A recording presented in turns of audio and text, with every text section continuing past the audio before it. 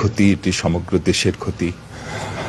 আমরা এখন কি বলবো আর, মহান আল্লাহ তাআলার কাছে দোয়া করি, মহান আল্লাহ তাআলা যেন আমাদের এই জাতিকে শোককে ধারণ করবার মতো শক্তি দেন। আমরা খালেদা জিয়া বিহীন যে বাংলাদেশ সামনে, সে বাংলাদেশ যেন ওনার কষ্টের মতো না হয়, ওনার স্বপ্নের মতো হয়, সেই দোয়া আজকে আমরা করছি। মহান আল্লাহ তাআলার কাছে এই জাতিকে তুমি এই শোককে ধারণ করবার মতো শক্তি দাও, সামনের দিকে চলার তুমি দিক নির্দেশনা দাও। মহান আল্লাহ, আমরা আমাদের অভিভাবককে হারিয়েছি, তুমি আমাদের পথভ্রষ্ট করো না।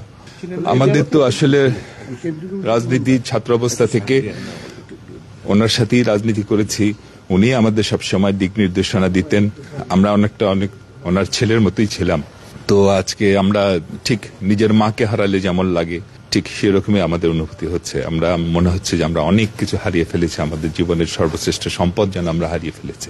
তাই আমি আবারও বলবো যে সামনের দিনগুলো যেন, আমাদের জাতির সামনের দিনগুলো যেন বেগম খালেদা জিয়ার কষ্টের মতো না হয়, বেগম খালেদা জিয়ার স্বপ্নের মতো হয়।